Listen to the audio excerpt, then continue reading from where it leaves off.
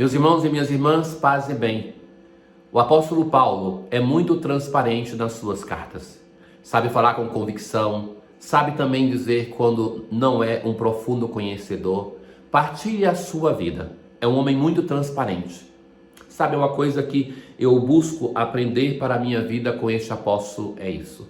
Porque quando nós somos transparentes com aquilo que fazemos, nós temos menos possibilidades de termos uma vida oculta, uma vida de pecado.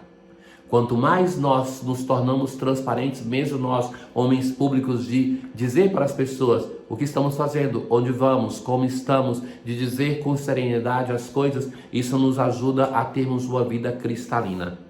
O apóstolo vai se manifestando, este homem que é um homicida perdoado. Ele é um apóstolo que reconhece o seu dever para com a comunidade. E é tão transparente que nós podemos dizer que as suas obras é o eu, Paulo. É Paulo que se manifesta que ele é. Depois de ter tratado sobre a vivência da sexualidade dentro do matrimônio, de falar sobre o próprio matrimônio, o apóstolo hoje trata de um tema da virgindade por causa do reino. E vai dizer assim: a respeito das pessoas solteiras, não tenho nenhum mandamento do Senhor, mas dou a minha opinião. E vai dizer ainda mais assim: mas como alguém que por misericórdia de Deus merece confiança, dou-vos a minha opinião. Paulo vai dizer: não vou aqui colocar um mandamento, mas vou dizer aquilo que penso sobre isso. Ele que também é um solteiro por causa do reino. Penso que, em razão das angústias presentes, é vantajoso não se casar. Paulo vai dizer assim que o texto vai propriamente descrever isso, que diante das dificuldades e da brevidade do tempo presente, quem é solteiro permanece solteiro. Mas se alguém se casa também não é um pecado. Estás ligado a uma mulher, não procures desligar-te. Não estás ligados a nenhuma mulher, não procures ligar-te. Se porém casares, não pecas. Mas as pessoas casadas terão as tribulações da vida matrimonial. Como homem solteiro, muitas vezes eu contemplo isso. A dificuldade das pessoas que vivem o matrimônio. Claro que nós também temos as nossas dificuldades, nós solteiros, nós temos as nossas fadigas, mas o matrimônio tem outras. Então, o contemplar muitas vezes a vida daqueles que se casam, a dificuldade do dia a dia, o pensar a vida sua, mas a vida do outro também, a vida dos filhos, a vida da família, as dificuldades que tem uma família. Eu vos digo, irmãos, o tempo está abreviado. É por causa disso o conselho do apóstolo. Ele vai dizer assim que as realidades que nós vivemos, nós não vivemos como os pagãos. Os pagãos vivem as realidades deste mundo como uma finalidade em si.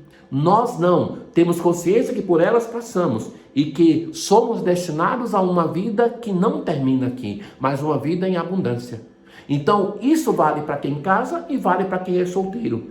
Tanto é que o apóstolo vai dizer assim: então que doravante, os que têm mulher, vivam como se não tivessem mulher. No sentido que podem se casar, mas não podem absolutizar essa relação. Devem ter consciência que é uma realidade passageira, porque um dia, como vai dizer o Senhor no Evangelho, no reino dos céus, ninguém se dá em matrimônio. Os que choram como se não chorassem, os que são alegres como se não estivessem alegres, os que fazem compras como se não possuíssem coisa alguma, e os que usam do mundo como se dele não estivessem gozando, pois a figura deste mundo passa. É este o centro da questão. Se a figura deste mundo é passageiro, então tudo aquilo que nós aqui experimentamos é transitório e que não pode ser o centro do nosso coração, da nossa vida. É uma experiência que passa. O salmo matrimonial, esponsorial que nós escutamos, que fala da rainha que se une ao seu rei. Porque aqueles que se consagram ao Senhor através da virgindade se consagram ao Senhor como a um esposo. Ele, esposo da sua igreja. Meus caros, nós devemos ser honestos que Paulo hoje trata de um tema que não está muito em moda no meio do povo de Deus. É tão pouco a adesão em muitas famílias ao ministério ordenado, ao sacerdócio celibatário por causa do reino ou à vida consagrada, porque as crianças nascem desde pequeno ouvindo falar de uma só coisa, do matrimônio. Elas têm uma lavagem cerebral, uma educação que somente se fala do matrimônio e são bombardeadas desde a infância com uma só possibilidade de vida. E em uma situação assim, é óbvio que não vai surgir uma vocação sacerdotal, uma vocação religiosa. É preciso, senhores pais, ter a coragem de anunciar que existe uma opção diferente, uma opção da virgindade consagrada pelo reino de Deus, daqueles que vivem nesse mundo sem absolutizar esse mundo, na consciência de que já são figura de uma realidade nova, aonde todos seremos somente esposos do Senhor, a sua esposa, a sua igreja. Escutai, minha filha, olhai e ouvi isso. Esquecei vosso povo e a casa paterna. Vai se dizer, você está chegando perto do seu rei, esquece o teu passado. Que o rei se encante com vossa beleza, prestai homenagem é vosso Senhor. Vestida de ricos brocados de ouro, a princesa chega.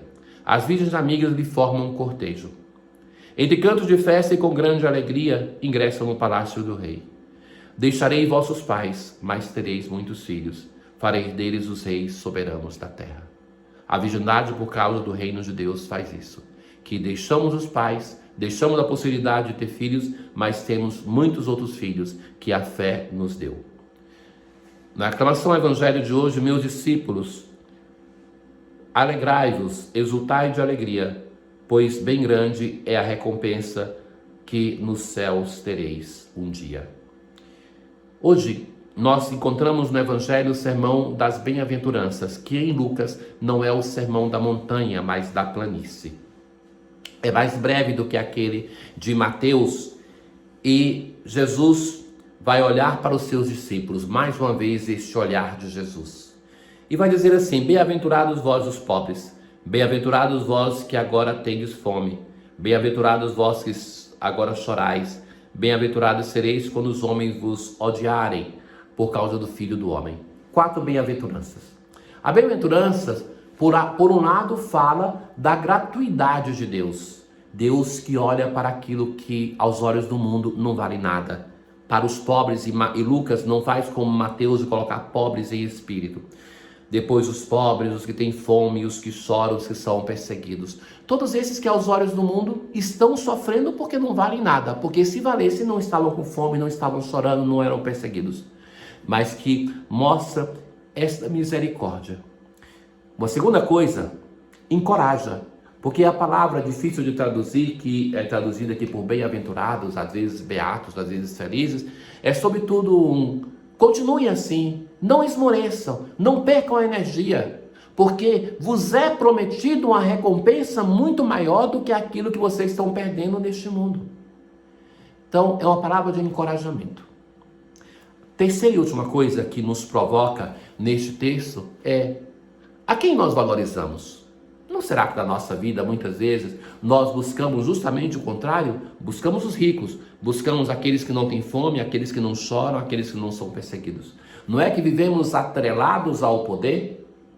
Sabe, o tempo das eleições nos faz perceber isso. Que quanto se busca estar próximo do poder. E que muitas vezes, nas escolhas que nós absolutizamos e ficamos dizendo para os outros, só se pode votar nesse, só se pode fazer isso. Usamos, e isso é perverso no nosso Brasil de hoje, usamos Deus e a religião para confirmar aquilo que nós queremos, sem ter um mínimo de consciência crítica.